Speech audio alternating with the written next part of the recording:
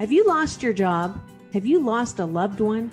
Are you exhausted caring for your parents, for your kids? Well, you can find immediate relief when you read Sheilamac's new #1 bestseller, Bootstraps and Bra Straps.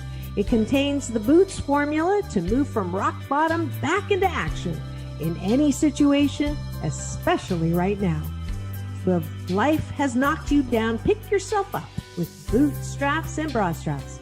Get your copy at www.SHEILAMAC. Are you ready for a reboot? Welcome to the Sheilamac Show, reality at its finest. History reminds us those hit hardest often become the change makers. This year, we've all hit crazy economic, social, and emotional rock bottoms. We all get knocked down. Something hits globally, locally, personally. It affects our health, finances, our relationships. We have to recreate a business or career. Each show, Sheila and her special guest will be sharing their reboot stories, guiding you with real solutions to upgrade and up-level emotionally, mentally, physically, spiritually, and financially. Here on NBC's KCAARADIO. If you're ready to pull yourself up by the bootstraps and bra straps, enjoy a listen.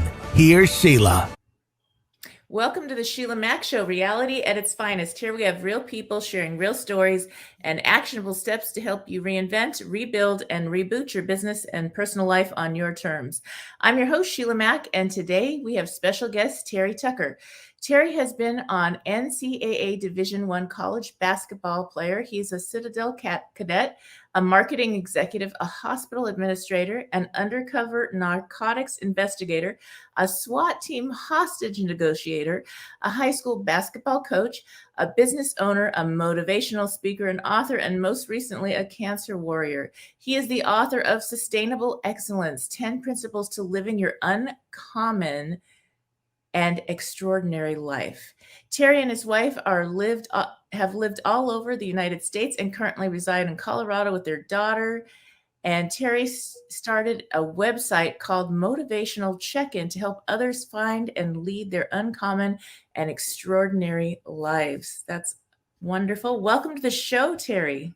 Thank you, Sheila. I'm excited to talk to you today. All right. And this show actually started with my new best-selling book, Bootstraps and Bra Straps, the formula to go from rock bottom back into action in any situation. And this last almost 2 years now, we've had just about every situation and then some show up. So I'd love for you to share about a time in your business or personal life where you experienced a difficult situation and how you got back on track. Sure. So I guess I'll give you my cancer journey. It's probably the most poignant to me right now.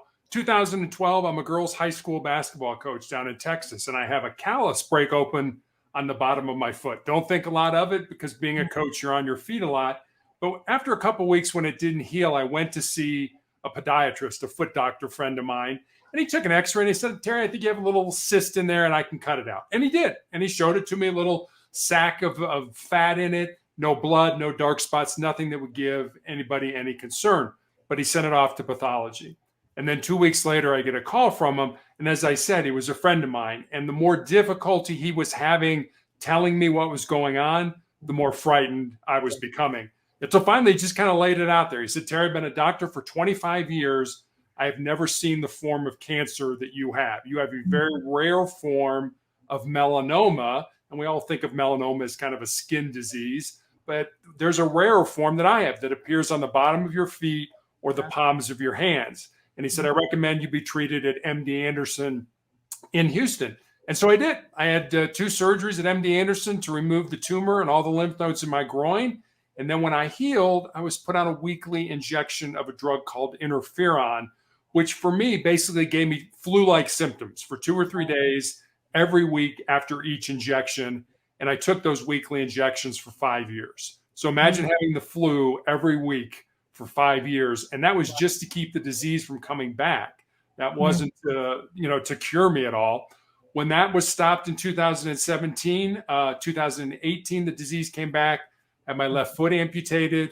2019, 2 more surgeries when it came back in my shin. And then last year during the global pandemic, I had an undiagnosed tumor in my ankle that grew large enough that it fractured my tibia.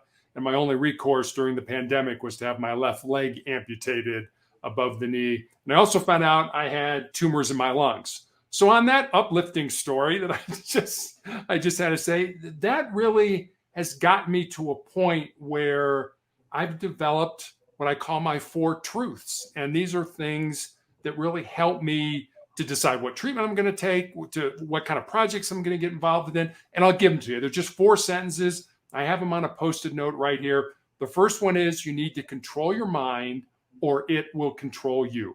The second one is we need to embrace the pain and the difficulty that we all experience in life and use that to make us stronger and more determined people. The third one is more of a legacy truth. And the third one is what we leave behind is what we weave in the hearts of other people. And then the fourth one is pretty self-explanatory. As long as you don't quit, you can never be defeated. So I use those 4 truths along with what I call my 3 F's, faith, family, and friends, to kind of get me through these past 9 years. Wow. That's a lot. That's a lot to get through. My goodness. Yes. And that's something that until somebody is in the middle of a storm like that, it's hard to fathom. And you don't really think about it until it happens. And then it's like, now you really get to pull out all your tools. Your real personality shows up. You start to decide what matters most. Your values can change or get redefined or clarified. And it's a huge life shift when it happens. And there's also many gifts that come from that. Yes. So during this time, whatever you're going through, if you're listening in, know that your best self will show up. Now, Terry's going to share some more about his tools and ways to help. So this is incredible. So I'd love to hear more about when you were going through these weeks where you had the flu symptoms with this medication.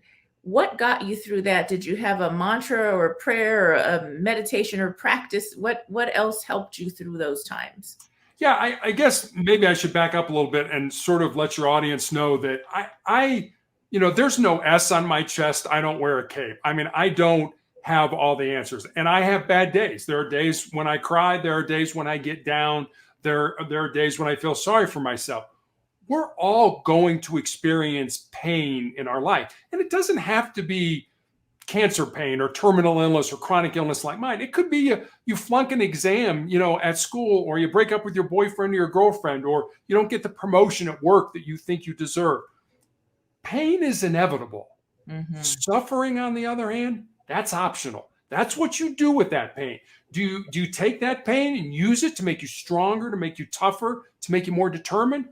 Or do you wallow in it and want to feel sorry for yourself and want other people to feel sorry for you? I just choose, I get there, I get in those down points, but I just choose not to stay there.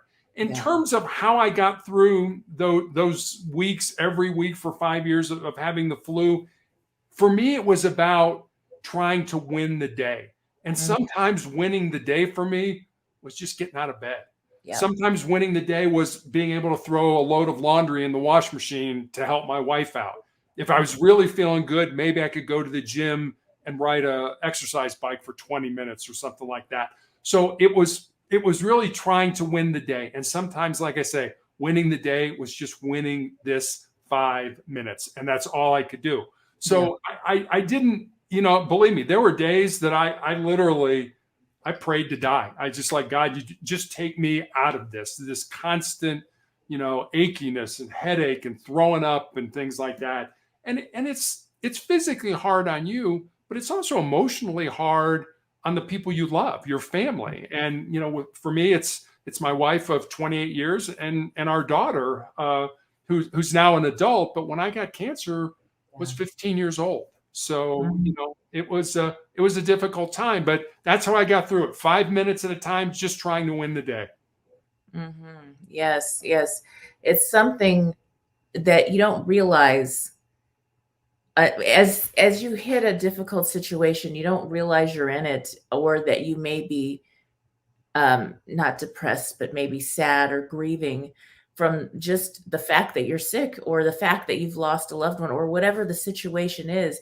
And it's as you slowly do these little things, like getting out of bed or something really little, it helps you do the next thing and the next thing. So that's something for me. I lost my youngest son to a heart condition, and he's only 22. And it was like, how am I ever going to like get up again? Right. And, this was 2019 at the end of the year. And some of the kids moved home. I have a big family and different things happened because it hit everyone so hard. Sure. But it's those stages, honoring the grieving part too is okay because it helps you. And I think there's something to, if we let that out a little bit, if we talk about it, share about it, and it becomes okay to go through that. It's not, you don't get stuck there because you let it out, or it doesn't manifest into a pain in your body or something else going on because you've expressed it and gotten it out. So, and also to be able to ask for help when you need it. And a guy like you've done all these incredible things, and then to have to ask for help when you're like, no, I'm the provider, I'm the one that helps the family. That's really a hard thing to do. It is. And I think I'm very fortunate.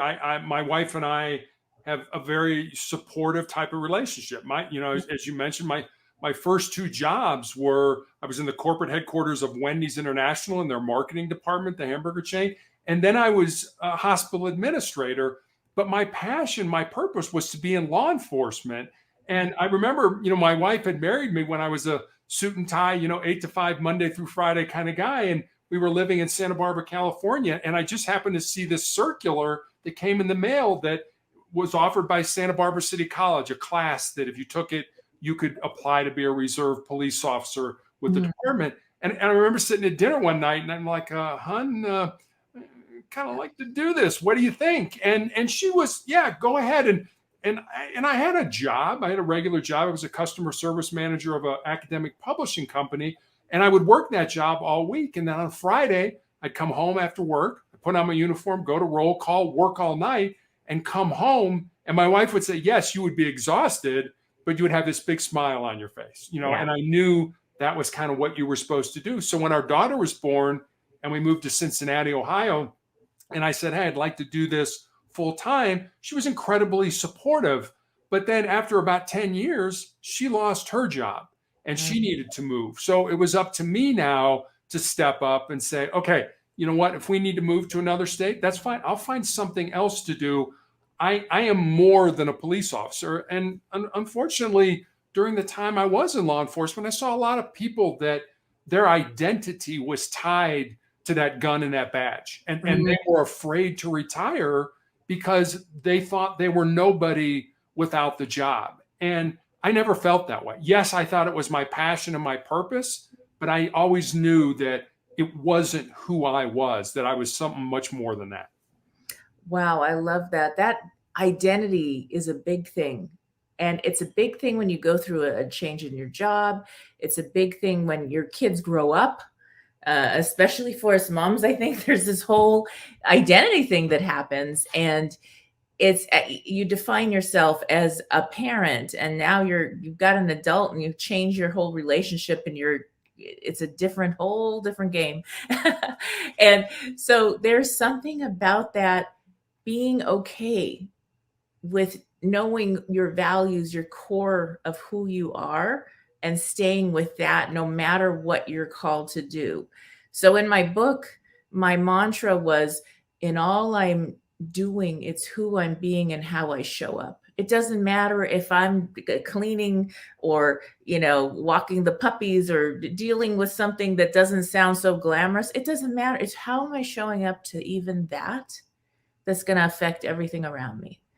And that's my identity more than what I'm doing at that moment. You're right. And you and I both know people who are present, but they haven't shown up.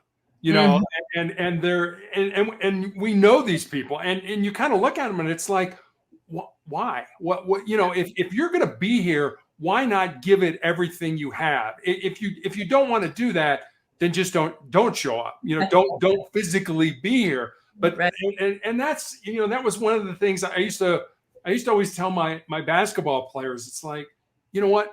Two things I used to tell them. One, you need to be comfortable with being uncomfortable. That was incredibly important to me, to get them to realize that. And secondly, I always used to tell them, there's only two things you can control during a game. One is your attitude, and the other is your effort. It doesn't matter, if you think you're going to go out and score 30 points today, the referee may have a bad game, call a couple of fouls on you, now you're sitting on the bench. That's okay. Attitude and effort are the only things you can control. And if you think about that, that's true in life as well. Those are really the only things that we can control. You have to make a big presentation and the AV equipment goes out and all that kind of stuff happens. Well, you can get all upset about it and show your quote unquote true color, or you can work the problem and fix it.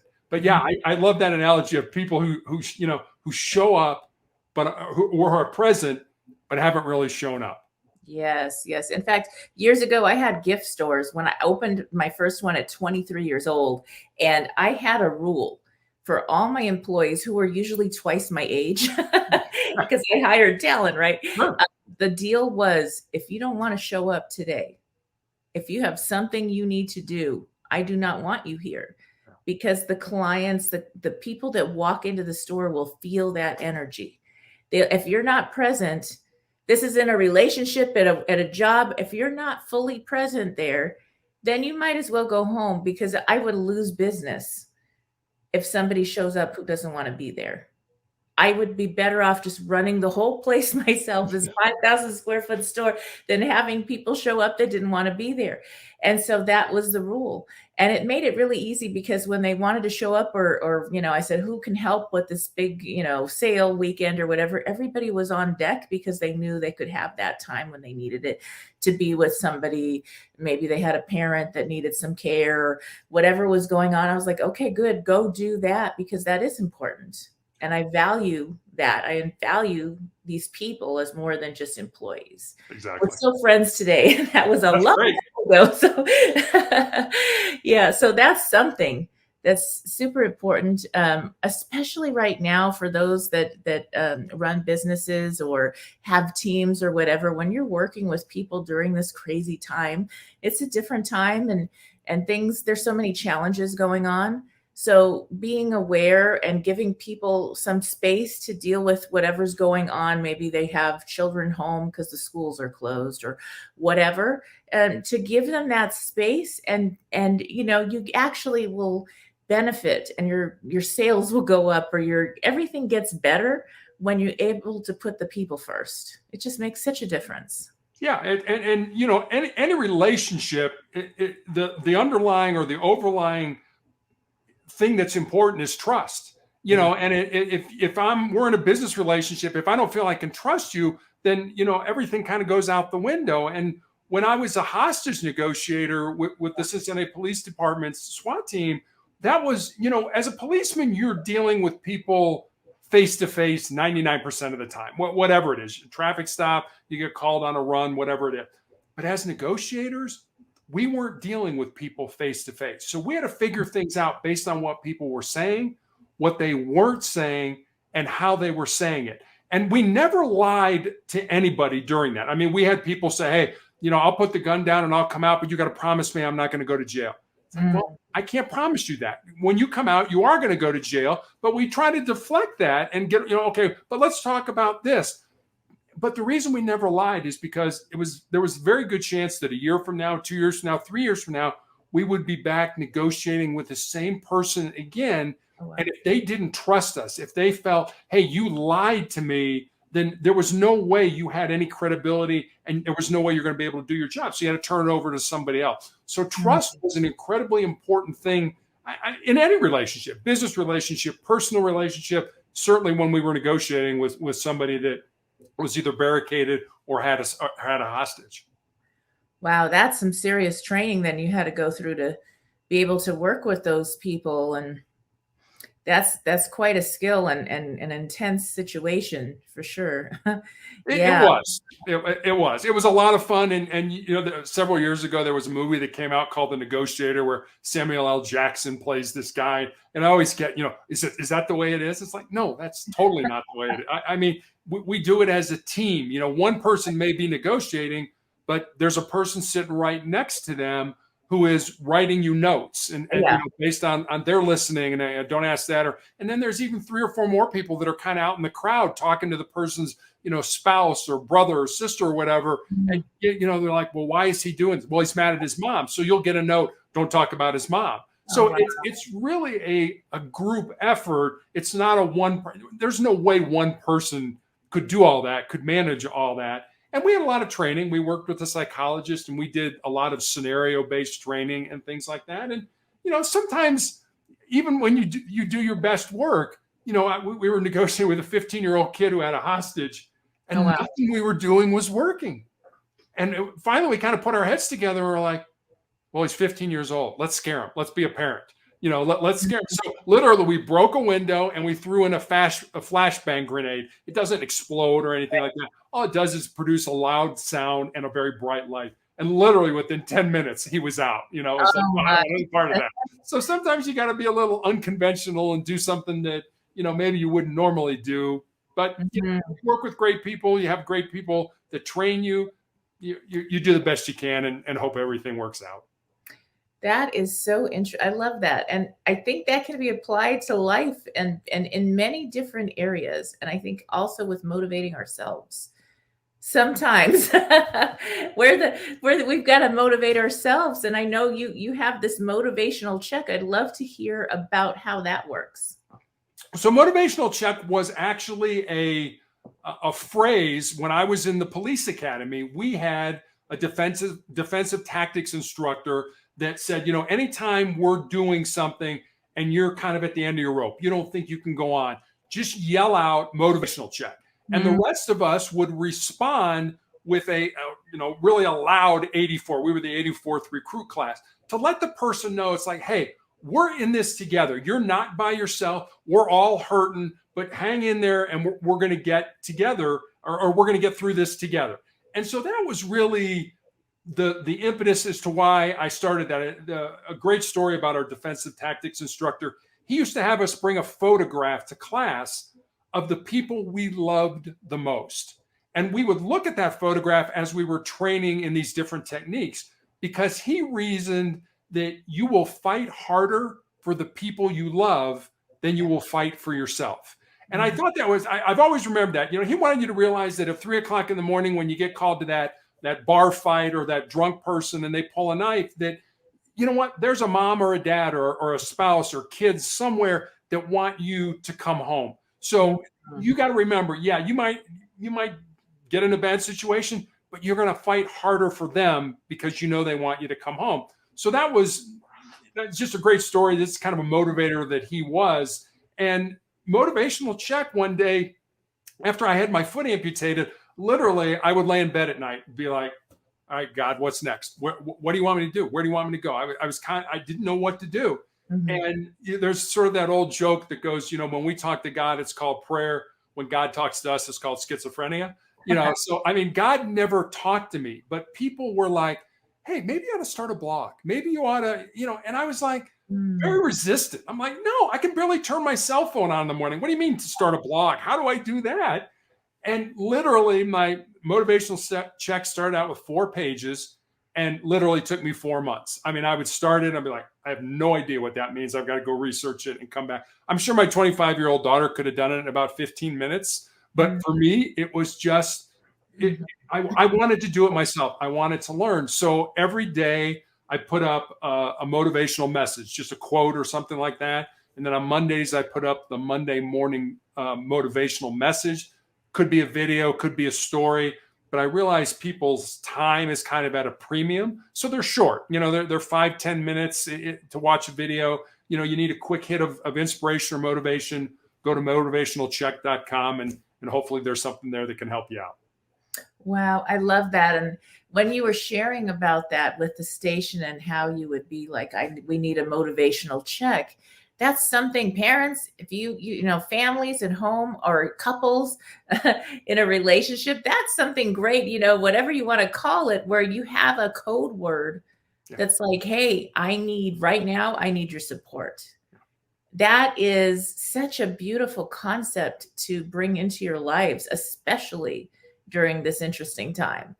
That's great. I never thought about that, but you're absolutely right. I mean, think about, we're all kind of confined with each other. It's like, you know, hey, if I say this word, I just need some space, you know, leave me alone, just give me some space. Yeah. It probably help a whole lot of relationships. Yeah. Relationships, or, you know, teams, people working together. Maybe you're still zooming in on meetings, but even then, to have some kind of something where during a team meeting, where you can talk about things like that, where if somebody in your group, your work group needs something, there's some kind of a code word so that you can support each other. That makes it easy and kind of fun. Yeah, exactly. Yeah. Exactly. That's great. Great. Yeah, that's so good. And so now, what is your goals next? Or could you give me an idea of how, like, if I went to the motivational check, are you offering different programs, or how does that work? I really, if I, you know, with COVID, I have not done a whole lot of motivational speaking engagements. It's just been, I've really kind of, you know, had to really adjust how I did things. And so podcasts for me have been an opportunity to kind of get my story out there. Yeah. Hopefully that'll change now that things are starting to open up, hopefully a little bit. But, you know, you can leave me a note, you can leave me a message, you can, you know, if you're interested in having me come and speak to your group or something like that, there's information about that on there. All my podcasts, whether they be video or audio, are on there as well. I have recommendations of books that I think are good, videos on there that I think are good, and things like that. So it's kind of a, I'm not going to say a hodgepodge, but there's all kinds of different places that you can click on, and it'll take you to some place that hopefully will inspire or motivate you. Yes. And that's something so interesting. During this time, I was supposed to do my book tour, and then the world closed down, and I was like, okay. And yet now I have clients and courses that I teach in Australia, South Africa, London, I mean, all over the world. And it's just people I would never be able to, like, hop on this plane and that plane full time. It would be impossible to reach the people that I'm able to reach, and then through this station and this show.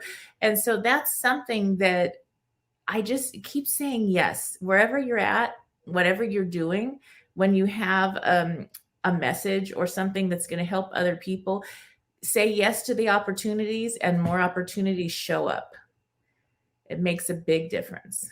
It does. You know, it's kind of like we talked about earlier, being present. You know, you've got to be there. And if you're present for this, who knows? Maybe somebody will see you, and now you want to be present for something else.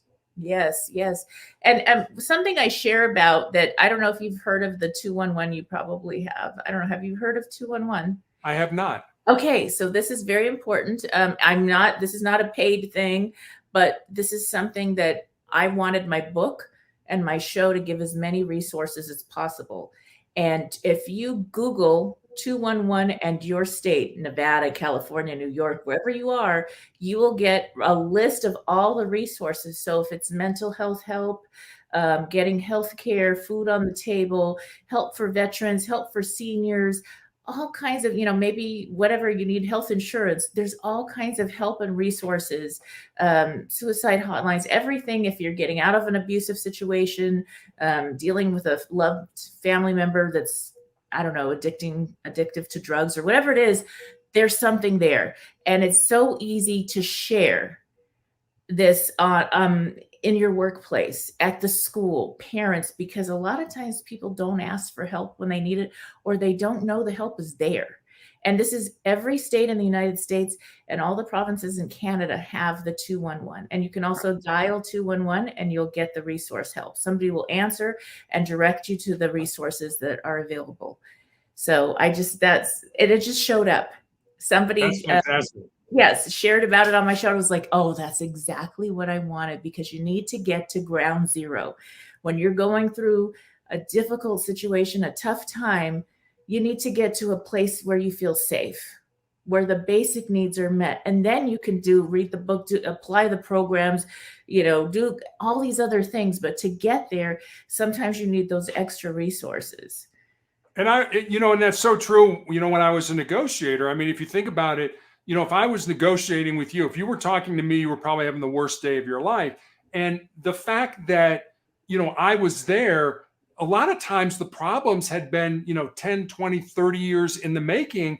And those people had never sought help. They'd never had any resources like you were talking about. So, I guess I would echo what you're saying. If you need help, there's nothing wrong with getting help. We all need help from time to time. So if you need help, get that help so that problem doesn't fester and you don't end up talking to a hostage negotiator at 3:00 in the morning about something that maybe could have gotten nipped in the bud 5 years ago or 10 years ago if you would have just been willing to take the help that's out there to help you with it. Yes. And what that makes me think of is safe people in our life. There are people that are safe. And then whether you're a student in school, a parent working, there's maybe somebody that doesn't feel safe or has a lot of stuff going on. Keep that in mind.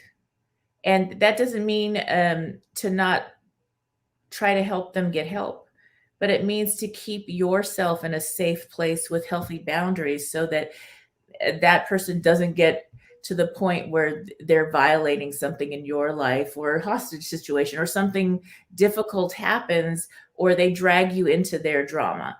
So it's getting them help, like just having that poster up about the 211 that you could print or whatever, little things like that. And then keeping that safe space and awareness of that. It doesn't mean that they're bad people, but there might be a mental health situation. They may have just been hurt. Yeah, and you can't solve everybody's problem. I mean, you can provide people with resources, and it's up to them. And as negotiators, probably 90% of the people we talked with came out. We got them out peacefully and safely. But there was probably that 10% that chose to end their life, and I very tragic and horrible. And I don't mean to sound callous, but I never lost any sleep over that because I know I had great training. I worked with great people and I did the very best I could to help them come out peacefully and safely. Mm-hmm. But if it was their choice, that's fine. And so you don't want to get sucked into somebody else's drama and be in a bad situation that was like, wait a minute, I just tried to help, but why are the police here kind of thing? Yes, that's very true. Wow. So that's something too. There's a lot going on now. I don't know, I guess because schools are closed, but I remember when my kids were in school. Now I have 6 children. I adopted three of my own. So I've got this big family. I remember there was one year where the school was on lockdown. And there was some kid with a gun or something and nothing came of it, but it was really scary for them, for parents. And it's something we didn't have when we were, your age, mine, we didn't have this kind of stuff. It's a different world.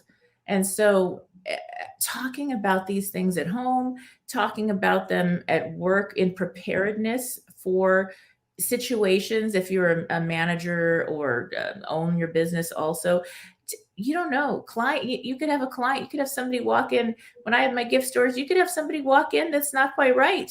I remember once I had a lady walk in and she was an older lady. And I had hired these kids from they're leaving, they're emancipating from foster care. And I said, okay, now this is a really nice area and I'm preparing you. I'm going to show you. It'd be very nice. All these clients are very sophisticated, whatever.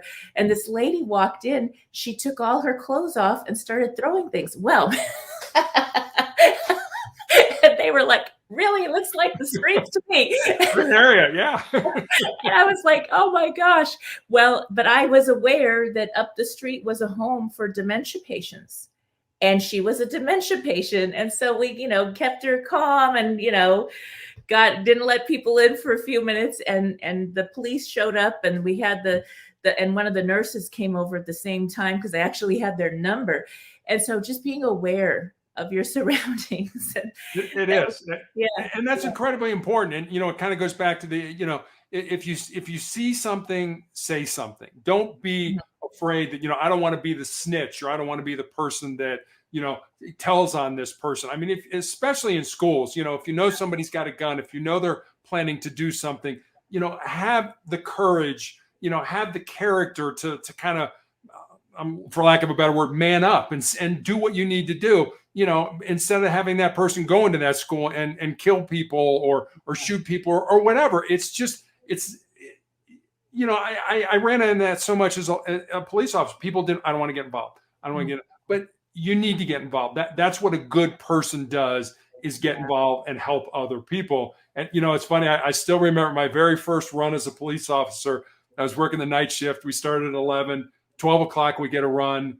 And a man this couple was in their house watching TV. And this old guy just walked in and sat down. And so they had no idea who he was. He just walked into their house and sat down. And he had no ID on him. They called the police. We got there.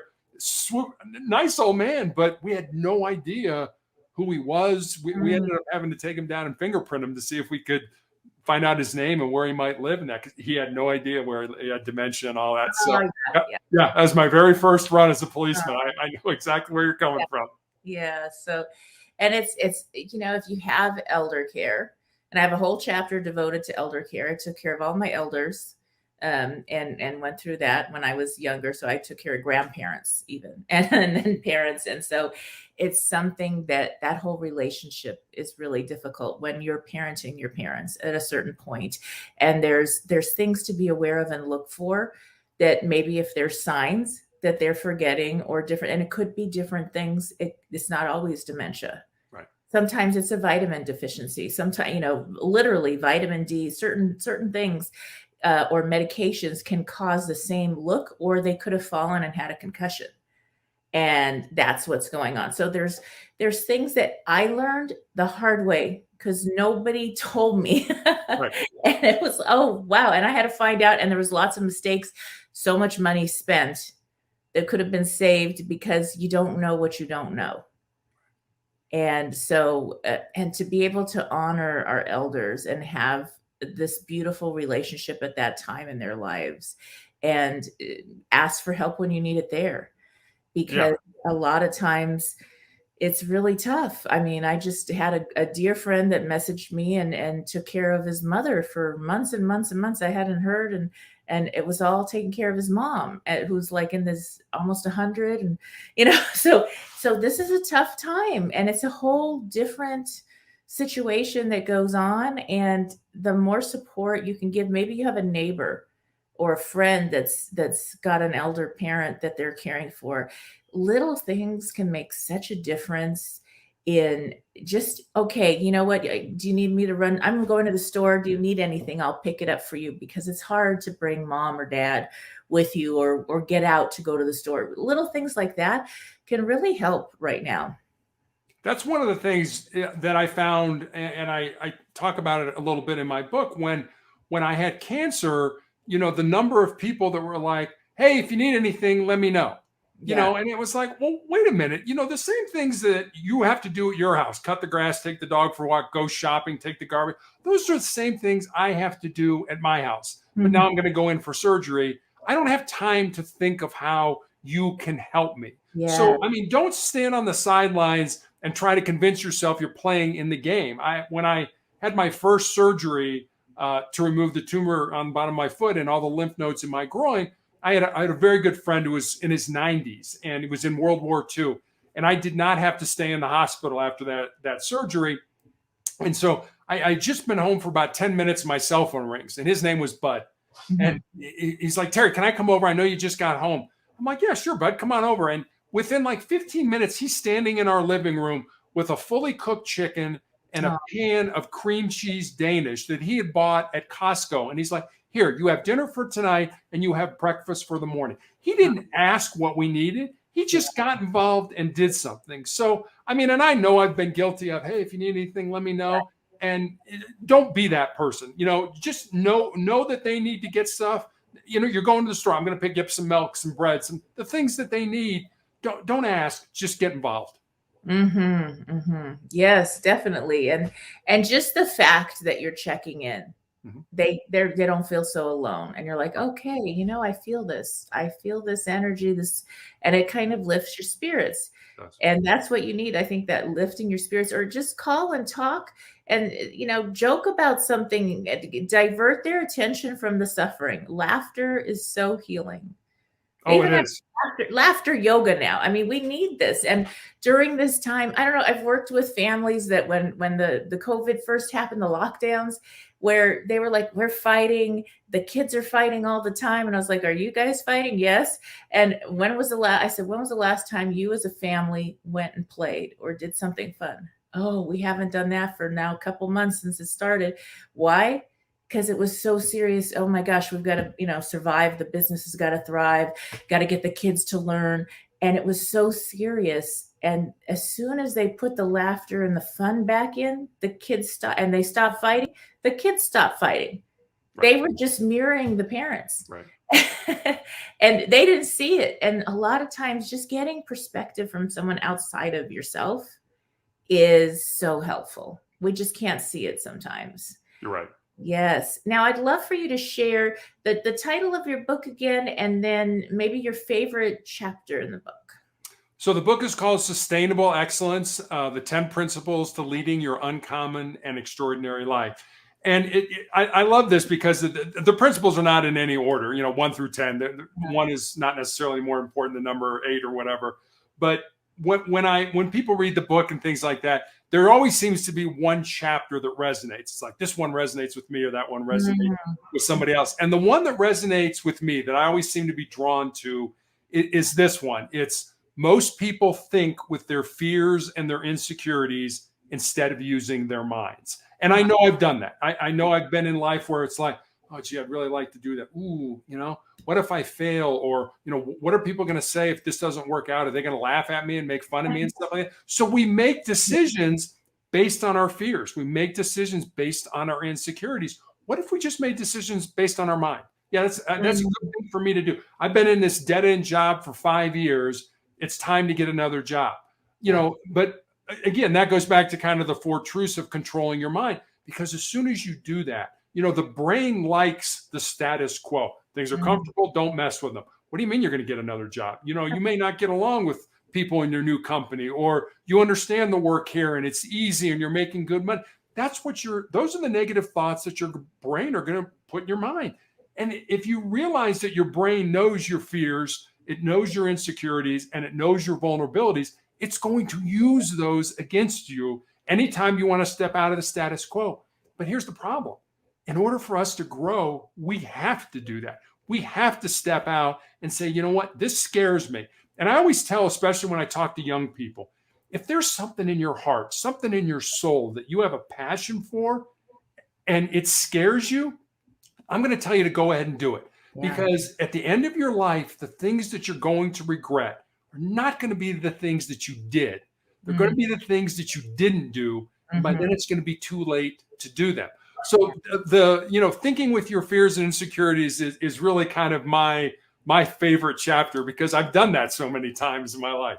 Oh, wow. I love that. And, it made me think of, I grew up in Glendale and La Cañada, California, which is a beautiful place. And where I lived, when my children were young, there was a lot of people that were friends, active in the community. I was really active with the school district and with the community and just everything.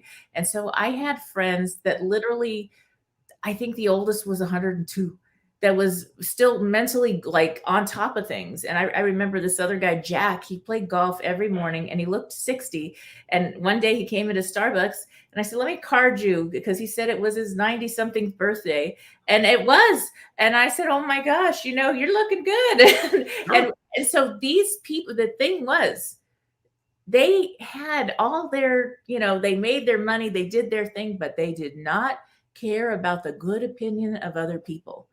And they didn't base a friendship on the person's appearance or financial status. It was how are they showing up, that whole who you're being again.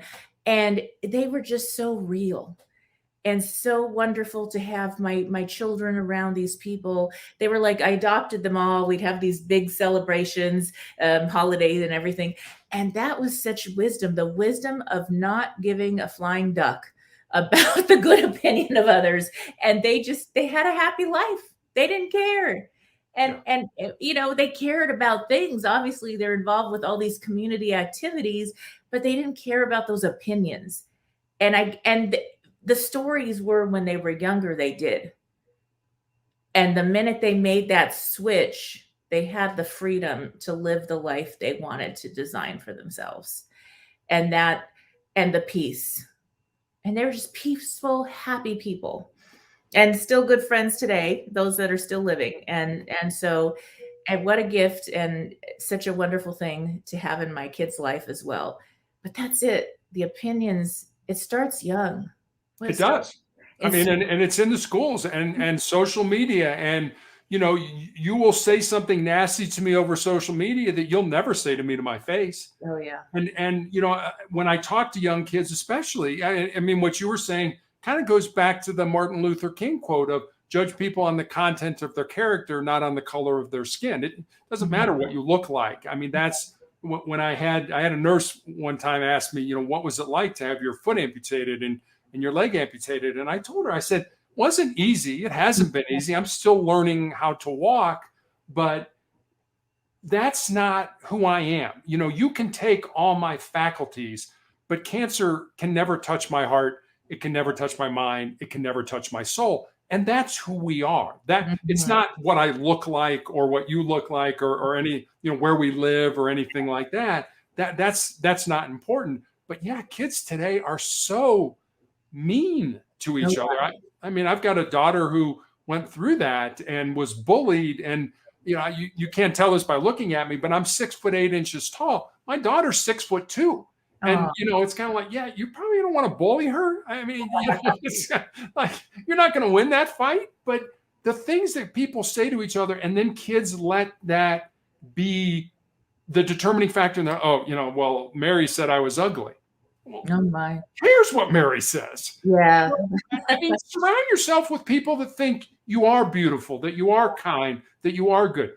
And surround yourself with those people. The people that, are bullying you, get those people out of your life. They're just negative people. And they probably have some really negative self-talk. Yeah. I think when you do this whole thing with self-care, self-love is because you refuel yourself first. So if you're getting a lot of negativity in or having your own negative self-talk, that's what's going to come out, whatever you're putting in.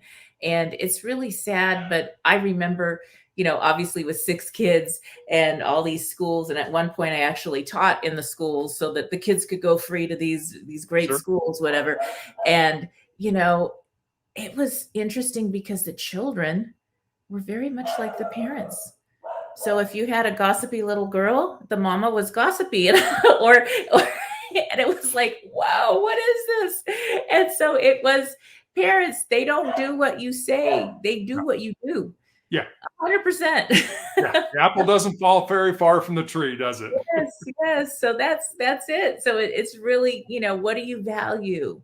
Share that and talk about the good things. They'll get enough of the negative or, be constructive in corrections, because when you look at that, it's, of course, let your kids learn by the mistakes when it's easy and safe. Okay, you know what? You did your own homework. I helped you when you asked and you got a D. All right then. And then you learned, rather than when you're an adult and the lesson is you go to jail or, something tragic happens because the parents are overprotecting, where, do the homework for the kids, do everything. So the children appear better and they could brag about the kids. And it's like, but who is that helping? No, it's not. And I used to tell my kids on the basketball court, if you give me 100% and we lose, I'm okay with that. But if you give me 80% and we win, I'm not okay with that. That's not something. I want you to bring it every single day. What we're talking earlier, I want you to show up every single day and give me 100%. If you do that, I can care less what the scoreboard says, as a coach, because I never talked about winning or losing. I don't have any control over whether we win or lose. You have no control as players over whether we win or lose. So let's take that out of the equation and let's just say we're going to show up, we're going to give our best effort. And if you do that, then in anything, whether it's business, whether it's school, whatever it is, if you do that, then, and I had the same problem, with parents thinking, I played college basketball for 4 years. I played against Michael Jordan. I played, and I've got parents trying to tell me how to do my job. I remember being at the parent meetings and saying, look, if you don't tell me how to do my job, I won't come to your work and tell you how to do your job, because I don't know how to be an accountant or a lawyer or anything like that. But yeah, give 100% every day, and then let the chips fall where they may. As you said, you got to make sure you gave 100%. Don't tell me, I gave 100%, but I only, I held this stuff in reserve. Nope, leave it all out on the court is what I used to tell my players. Yes. And as a parent, or, just in your own life going through a tough situation, sometimes that 100% is less than perfection. Mm-hmm. And that's like so fine and perfect. And it's okay. It's really morally neutral if the dishes all got washed and the laundry got done when you just came home and you had a surgery. It does, it's like, it shouldn't be a judgment, or you shouldn't feel bad about it, because it's like, give yourself credit for what you did, and then know, okay, the end of today, I did my best. And for today and tomorrow, that may be way better, but for today, this was my best. And just do that. Give yourself a little bit of love. And, this is a global pandemic, everyone. It's okay to give yourself a little bit of slack here and there. And then know next day, okay, I'm going to show up a little better. If there's something you need to catch up on, fine. But love yourself through that. And then watch how that will show up with your employees if you're a boss, with your children if you're a parent. They'll start doing that because you're living that way. Yeah, you're absolutely right. I remember when our daughter she played basketball in college as well. And when she was making the decision on where to go play, she ended up deciding to go play at the Air Force Academy. And I said, great. Okay, you've made your decision. Now there are these other coaches that have been interested in having you come play for them. You need to call them and tell them, your decision.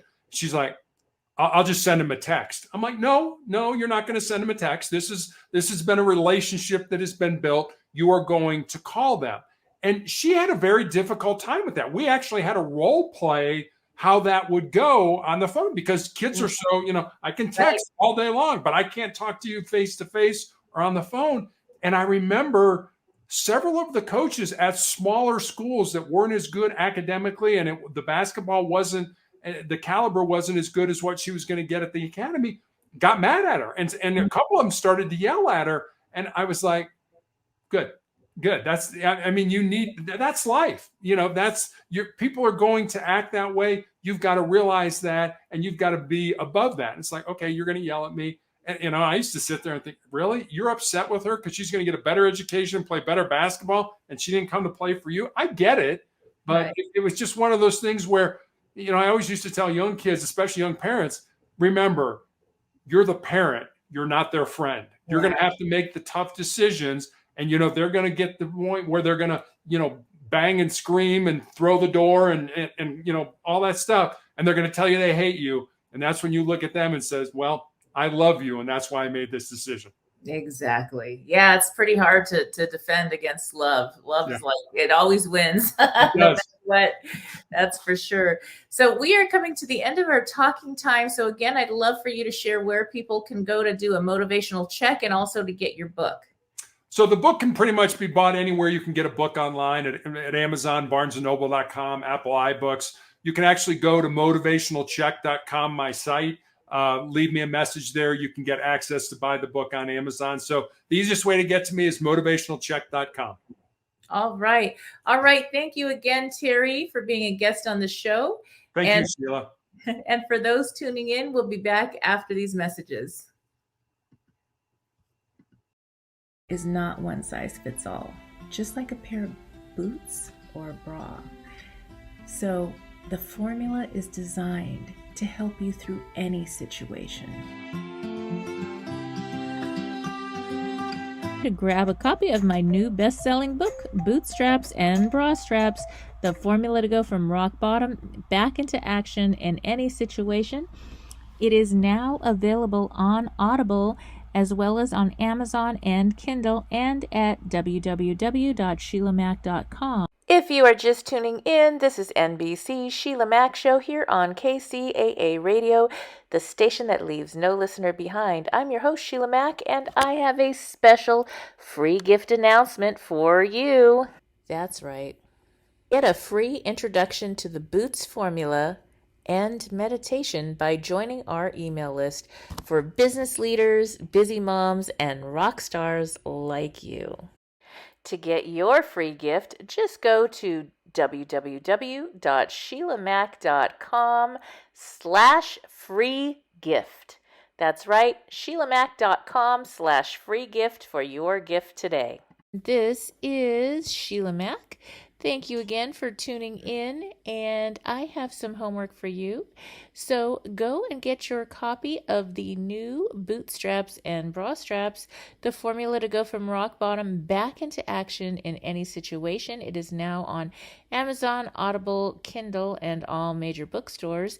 And get ready to tune in daily as I share the Business Leader Reboot. So that is starting a business, side business, or extra income. I don't care if you're starting from zero, rebooting, starting over completely. We are going to go through the steps over this year slowly together to rebuild, reboot, and reinvent your business and personal life, or your career and personal life on your terms.